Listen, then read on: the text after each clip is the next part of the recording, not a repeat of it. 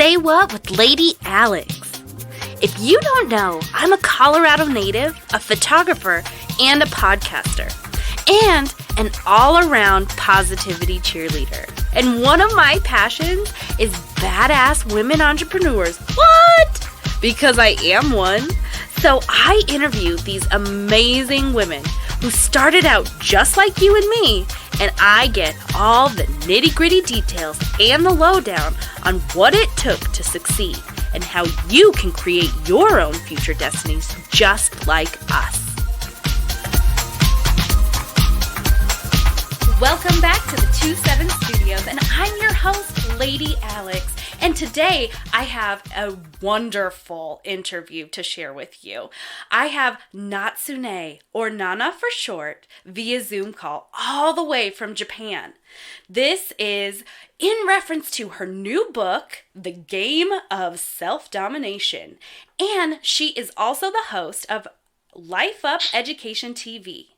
After almost being kicked out of Japanese education system, this resilient woman moved abroad and finished her American university education in business and economics. Having traveled the world, Nana has dedicated her life to never-ending learning and helping to inspire others to reach for their dreams. Welcome, Nana!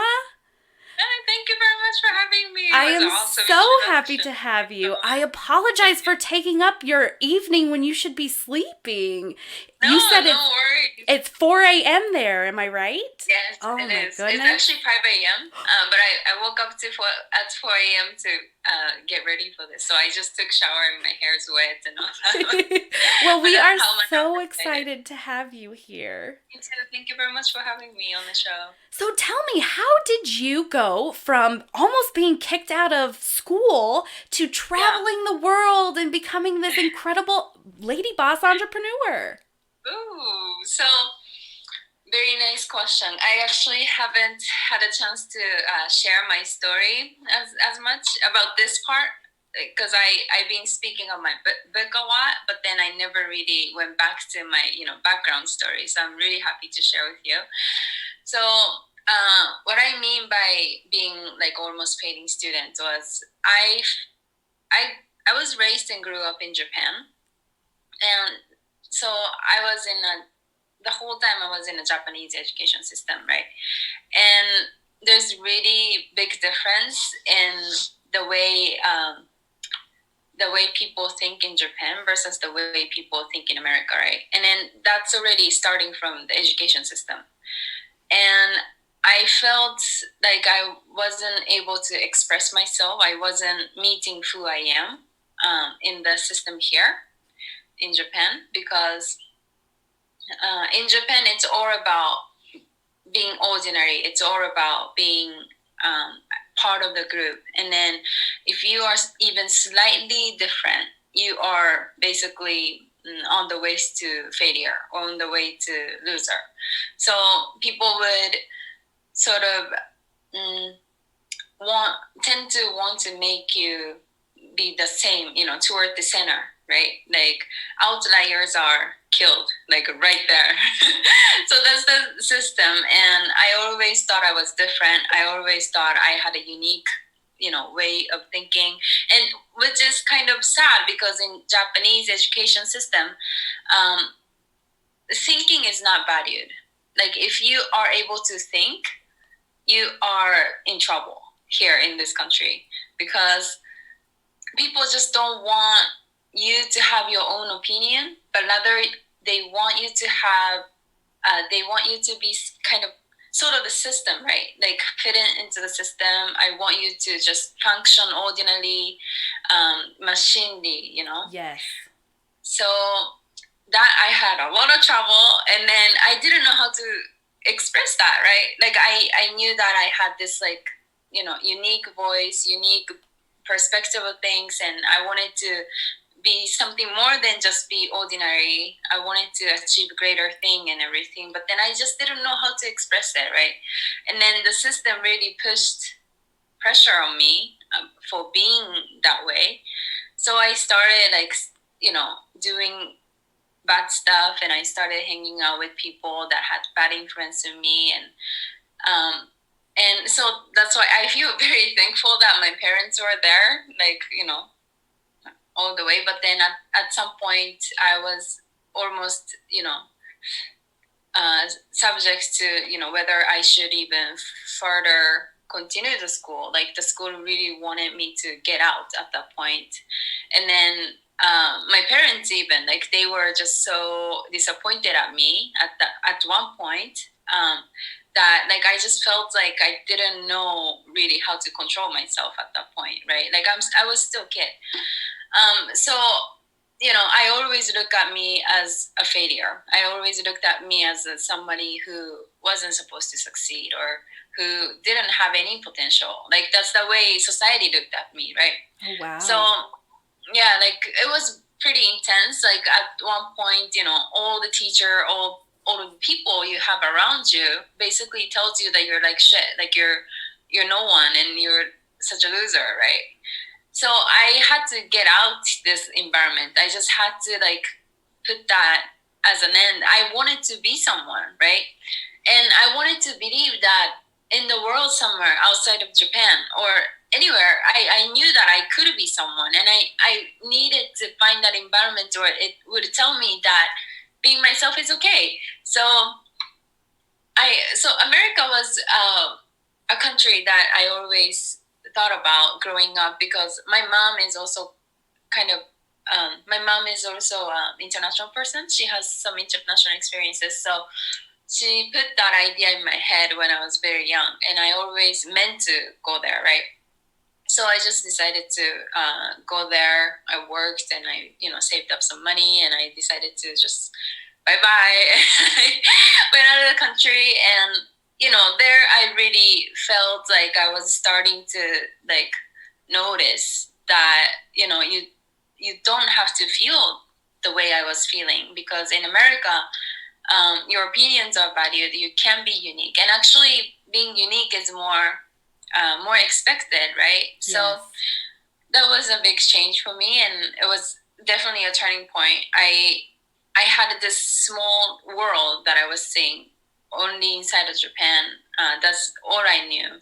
But then after that point where I actually came out and saw America, I really felt like, well, it's okay that I am myself, and I really truly felt like I was meeting myself. And actually, this is interesting, because this also leads to one of the topics that I talk about in the book. And should I share that with you right now? Yes, of course. I would love to. Okay, so one of the things, I'm gonna share just a part of it. Okay. So hopefully it'll make sense. But one of the things I talk about in the book is, so for someone to have a mental transformation from being super scared of experiencing adversities, which is something that you needed to experience in order for you to really succeed, to become the first one who can commit and decide to take action to change their life, but in a very excited manner, right? And in the first phase, it's I call it as building courage and momentum building. So in this state, you have to, like, really, I guess, very disappointed about yourself, about your situation, and you have to be very almost like disgusted about your situation. You want to change so bad that you're just, like, desperate, and you're desperately searching for something internally and to outside. And in that first phase, I'm gonna try to think about how I explain this. So that first phase is important to create, your decision, your commitment, and then that goes to the second phase of, faith and resilience, which is a phase where you are you're so dedicated, you decided that you needed to accomplish something. So whatever adversity comes, you decided to commit. But this is easy to understand. However, it's not easy to do. Yes. And how can you have the faith and resilience? One of the key things you can do is changing your perception. And one of the things I talk about in my book is basically throughout this journey of transformation, I touch different studies and inspirational stories and questions in life. But then these questions are kind of organized in a manner that bring out deep, like a philosophy of life. And so speaking of philosophy, we have an ancient Greek philosopher, Aristotle, one time saying that happiness is a virtue of activity. And that is to say, your life is not meant to get to only one destination. Your life is tested over time. Your virtue is tested in your life.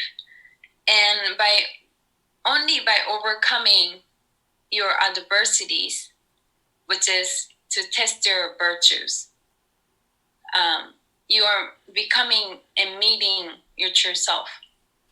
So, only by overcoming these adversities will build your characters. I'm sorry, that was my phone. Build your characters because you are tested in a direction that you want to grow to be someone. And only by experiencing these adversities that's going to build your character, you are truly able to become someone who you really are and meet your full potential. And this is why I think overcoming adversities is actually the one of the key to true happiness. Do you think that having those adversities in school and really having them try to kind of curb your uniqueness was what was able to really build that fire in your belly to go out and become the woman that you knew that you could be? Yeah, definitely. Like I was just really desperate about, being there. And very frankly, I think to some degree, I'm always disgusted about myself. Like I'm never really ended being disgusted about myself. Okay. But not just, I guess disgust is a very strong word, but I always have a little bit of desperation. I consciously make myself uncomfortable to keep that, desperation so that it'll push me at the same time. Because once again, sorry, in the first phase of mental transformation, you need a balance in inspiration and desperation. You need both for you to commit. And I actually talk through what does it mean to have inspiration in life? What does it mean to have desperation in life? Through the stories of others, but also through like practical exercises in my book. So I also talk more about what does it mean that you have to have a balance between the two. Yeah. That's incredible that you say that there has to be this balance of desperation on one side, because I know that through growing any kind of business, and this can be through any kind of business out there has to be, like you said, a catalyst that gets you to where you want to go. Motivation is not enough. Motivation dwindles. Your why, while it is a goal and what you want to do, there are lots of times that our whys get clouded and it makes us derail from what we're choosing to do. But without that sense of desperation, it doesn't shoot you to the areas in which you want to go. So I love how you said that. Give me chills. So, as a learning and growing young adult, how did growing, that uniqueness of yourself in college here in America, how did that translate when you went back to Japan and actually started building your business? Yeah, well, actually, it played in a positive way this time. I was always afraid because I knew that I wouldn't fit in this country. But then I think now that we are adults, I think a lot more people are open to what I have to say. Before, they were just like, oh, this is just a kid. Like, she doesn't know anything. But I think now people see me with a lot more respect. And I think because of this particular experience, I built my virtue, right? I tested my virtue to be a leader, because for you to be a leader, you can feel very lonely, and you can feel very you can feel very alone, right? But then because of these experiences, I noticed that I was capable of being a leader, of myself and for others, because I was able to handle that loneliness to some degree. And so this was true.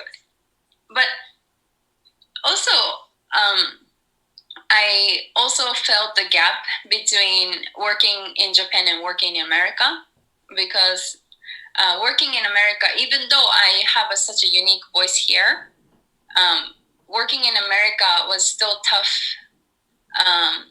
experience for me, for each time I did it, because even if I have such a strong strong unique voice, in America I also still pulled out my Japanese-ness. So I tend to be brought out as soft and polite woman. Whenever I'm in a work position. And it's actually quite interesting, because the environment you are in Japan versus America, I come out so differently. In Japan, I'm a lot more confident, I'm a lot more strong.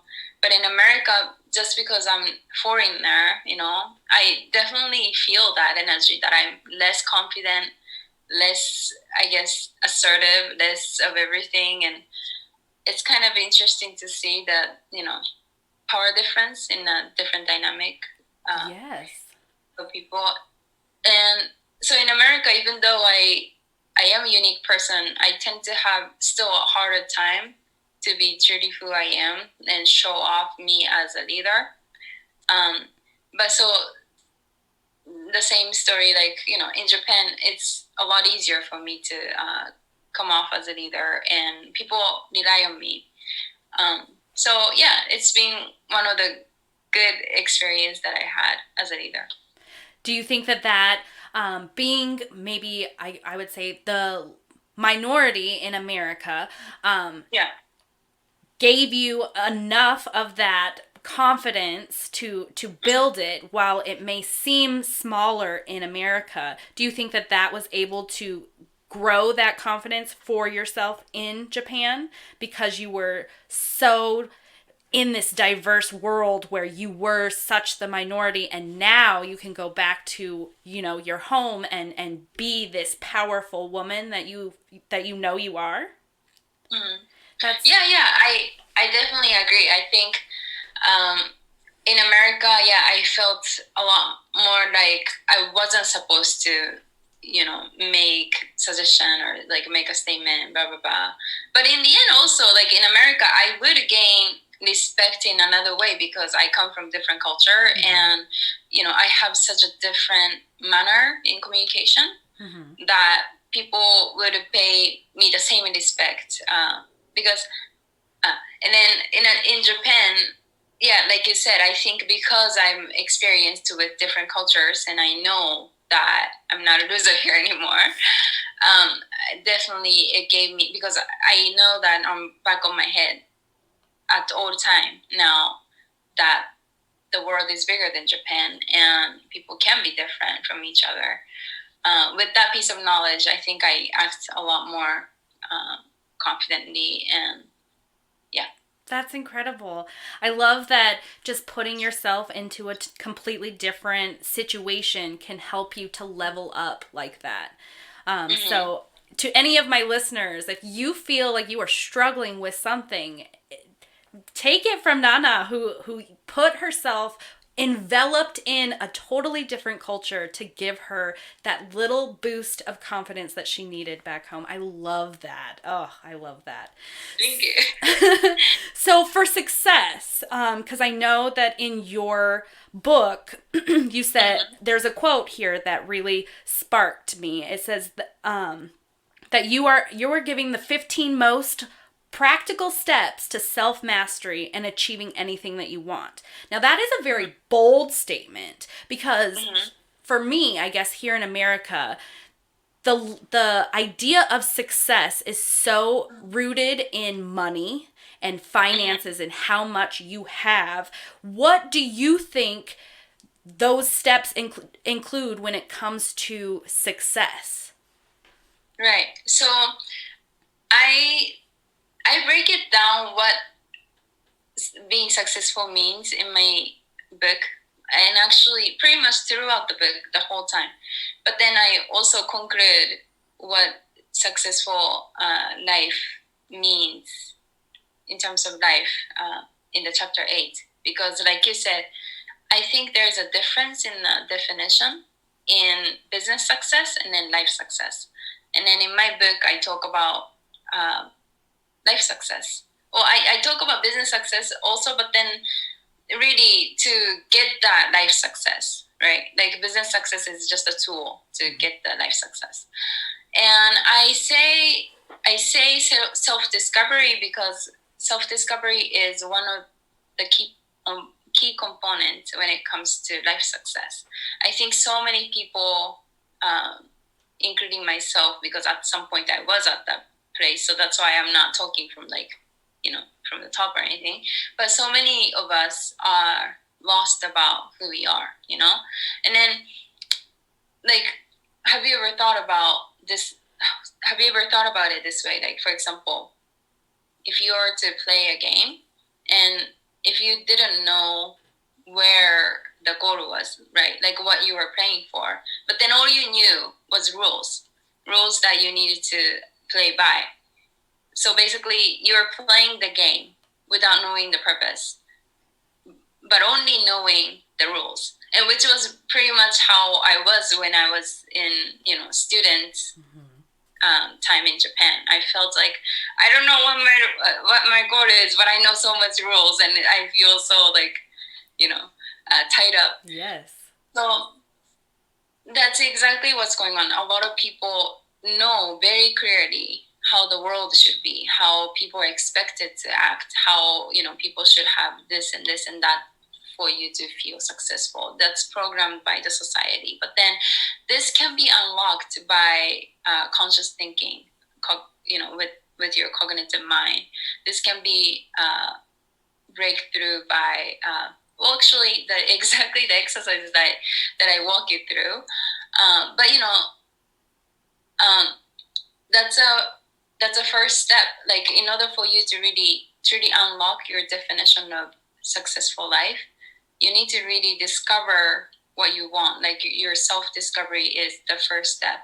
And then when you know that, this also kind of becomes your courage for you to take actual action, because you're so sure about who you want to become. And at that point, you can also build the enough confidence to say, I'm gonna do whatever it takes, right? Like, because I am so sure about what kind of person who I want to become. There's nothing scary for me, because as long as I get to that person that I want to become, like, all the adversities and all the challenges that I'm gonna experience from here to there, I'm even gonna enjoy it, because it's gonna add to me. It's gonna test me in the direction I want to become. So that's the kind of I guess whole flow of flow of going from super scared of being different, being challenged about life, to become the first one who want to commit and decide to take action. And then during these 15 steps, I walk you through that exactly, with different exercises, different studies, and Wow, that is so awesome that you have compiled this, because I know for me and a lot of people here in America and probably all over the world, that ability to be sure of yourself is the one part that I know lots of people are missing. Like Yeah. you said, it's like playing a game and you only know the rules. That's how I feel like growing up is. You are given all of these rules, and then at the end of it, they're like, okay, now go be something amazing. And you're like, well, what am I supposed to do? Like, no one told Yeah. me that part. And Hmm. so, how would you recommend people to really dive in to feel their passion, to know what it is that they want to do and how to tap into that? Mm. I think uh, one of the thing, I think, again, I think I'm gonna talk about blocks here, mental blocks. One of the mental block I think a lot of us contain, consciously and subconsciously, is our doubt, right? Our doubts always get in our way, and that blocks our creativity. So we are trained to, as soon as we start imagining, all the possibilities in life, we are interrupted by the thought of that doubt. Um, and even though we are interrupted by the thought of doubt, which is programmed by socialization, we aren't programmed to interrupt our negative thoughts, negative. So basically, what I'm trying to say is that in order for you to have doubt, you still need to be creative. So it's the same skill you're using, but then you are interrupted in a positive direction only, right? Because you're trained in that way in the society. And this is one of the major blocks that stop us from exploring the world and exploring to see what's good for them, which is very crucial in finding yourself. So in order for you to truly find who you are, I think you needed to be open for experiencing different things. You need to be creative. I know it's easier to say no to things, right? That's why a lot of people do it. But then it's a lot harder to say yes to things. So this takes mental training too, because being naysayer is easier. Being yes sayer actually takes work. Actually, it takes stronger mental willingness. Like, and I was actually listening to someone before we just got in, and then something spoke to me. So I wanna share this actually. Sure. So, do you know Grant Cardone? Grant Cardone. I don't. So Grant Cardone is an interesting person. I think he often comes out as kind of elegant, spoken person. Okay. And I think he has this like very Mendy energy as well. And he's a salesman, right? But then he is a filthy rich, apparently. And I don't really care about his money, but then he's already, so much ahead of life in terms of age. So he's very wise. Some things he says is very wise. Some things he says, I don't agree necessarily about everything he says, but some things he says is definitely wise. And one of the things I was thinking, I thought, wow, he is such a leader, is he said, I have to give up so many things in order for me to be where I am today, right? He gets a lot of haters saying like, oh, like he's a scam, and so people are very cynical. But then his saying was that, before saying all these things, like, are you working to be the best version of yourself first, right? So this is definitely comes back to the topic of creativity. Like, before saying no to things, are you sure you are doing everything and anything to make sure that you are happy. Like you are obviously searching for some sort of solution if you end up in watching content of of me, for example, or of Grant, like people like this, and then you are taking your actual time, like you know going out of your way to tell us that things that we tell you doesn't work. Like being naysayer is way easier in that way. I think I'm not trying to be correct, right? I don't care if I'm correct. This is correct for me. And if it's not correct for you, I'm happy for you because now you know that something is not correct for you, right? But then in order for you to succeed, I guess part of it comes from that desperation that we talked about. Like you need to be willing to do everything and anything that takes you to be the kind of person who you want to become, right? But then so many people say, oh, this thing might not work, so I'm not going to even invest my time. I mean, that's not how it's going to work. Like if you want to be even slightly successful in life, you have to be once again, like desperate. Like you needed to be willing to do everything that's gonna even slightly get you to the direction you want to be, even for the slightest. Like you need to be in that mental state where you are open for it and you are searching for a solution. And if the solution will take you from A to B, not A to Z, then you needed to be willing to do it. Yes. Because otherwise, how are you going to do it, right? Yes. So I think that's that, cynical part of the brain always interrupts us, always, stops us from pursuing things. And I think this is breakable from constant mental training and basically really shifting your mind around perception of failure. And that's what I talk about in my book.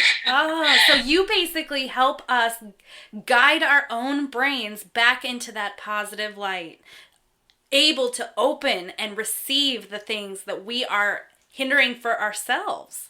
Yeah. Oh, that is so incredible. And I just know that this is something that the world is just like yearning for. I don't know how it started or when or where, but we have become such a world of people, like you said, rooted in our negativity of that self-doubt to keep us in that box of comfort. But a friend of mine once told me that you can't reach that point of success unless you swing your pendulum out of your box of comfort. So going out of your comfort zone, while it's scary, you can't get anywhere further if you don't try it. Exactly. I love how you broke that down too, because it made it just so much clearer, especially when you said that the feeling is the same. Self-doubt does feel the same as being excited about growing and becoming something new. You just have to change that perception from it hitting the negative receptor to hitting the positive receptor. And I say this a lot when I'm talking about, something that's exciting, because excitement and scared that's the same feeling. It gives you the butterflies in your tummy. It makes you sweat and worry and tingle, but that's the same thing that happiness does. And if we don't change that perception, then we will get stuck in that. Oh, I love that so much. So, helping people and inspiring them to be the best that they can be, how do you do that with your incredible Life Up Education TV? Yeah, well, this is something that I ultimately, one of the purpose I made my book was because I wanted to do this TV. So that was like my whole purpose of doing this. And with my Life Up Education TV, I'm interviewing people with courageous life. Like, for example, yesterday I interviewed my best friend and also a serial Swedish entrepreneur who has a company in Tokyo as a foreigner, and who basically moved to Shanghai first and then came to Japan and then opened up 2 or 3 different companies, and he was also like very successful entrepreneur back home when he was 17 years old. And then so starting from there, he had a very courageous life, right? And I wanted to really understand why he, like we said, there are so many cynical people out here, like in this world, and world is filled with those naysayers and cynical people. But then how did he manage to keep having that drive, having that like creativity, really using that in a positive direction, and came to where he is today, and so that's one of the topic I talk about, is a courage building, like what makes people to act on the dream, because the world is a scary place sometimes, it feels like, and we talk about it from conceptual perspective, but also practical perspective. So I want to really understand what makes people courageous. And courageous wouldn't take you to where you want to be. Like I said, the ultimate goal is testing your virtue and become someone more capable. So that part is a resilience, right? And then also a little bit of understanding understanding deep perception of life, deep perception of having successful life and being happy in life. So I want to also ask all these guests, like what makes them persistent, what they were thinking in the times they meet adversities, and what are the like practical tips they have. So that being said, I invite people from my friends like that I just said, but I'm also scheduling to have some people from, for example, people from America who I'm talking about like individually right now, but I'm about to have a person who started a company when he was very young, and actually he's still young today, like he's mid 20 or early 20. Okay. And he has this like jerky company, but then so he makes like millions of dollars now. But then I think succeeding at such early age, like persistency is something that you need to build over time, as you age, as you experience more things. So I'm gonna ask him, like, so what kind of thing were you thinking about while you were growing your company, and how did you keep having the perseverance when you were achieving your success? And so that's another high achiever I'm planning to have. I'm also interviewing artist from Japan, and he has won like physics competition. He's a model, and he's also a singer. And such a courageous path, right? So to summarize my point, My Life Up Education TV is a show that invites people, high achievers, movers and shakers of all kinds of industry. But I'm particularly interested in like technology industry, people who are innovative, to people who are creative. So technology industry, also entertainment industry, and also young entrepreneurs, and then interview them about like actual tactics and also perception of life around creating courage, and then also creating persistency in life in a practical and theoretical perspective. That's awesome, because I know that we all need a lot more of incredible, inspiring people just in our world. Like you even named it, Life Up Education, because for me, when you surround yourself with other people who are crushing it and killing it, eventually, somehow, some way, your life does get leveled up. You are lifing up every time Yeah. that you build that network of people. So I love that that's what you created and that you're pursuing that passion, because we need more of that in this world for sure. Now, I noticed when you were talking, a lot of the people that you were interviewing were male. Do you feel like that negative self-talk that a lot of us women have a tendency of really putting forefront in our brain, do you think that in some way these incredibly inspiring men, they just have a way of not having that be something they think about?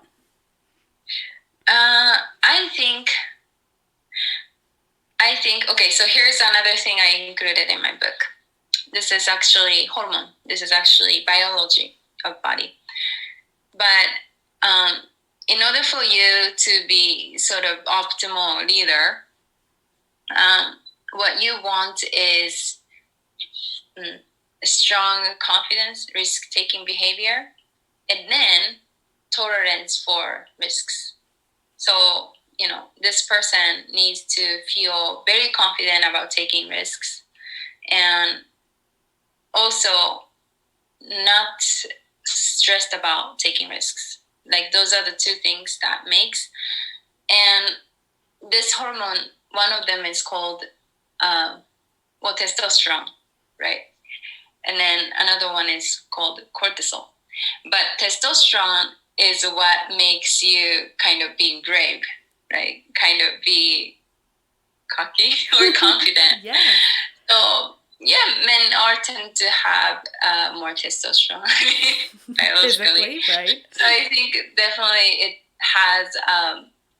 it has physical elements when it comes to controlling, managing. But I also talk about in my book the way to lower your cortisol, and also in a way to raise up our testosterone level. I also include that in my book, so you can probably do it. So this is one of the reason I said.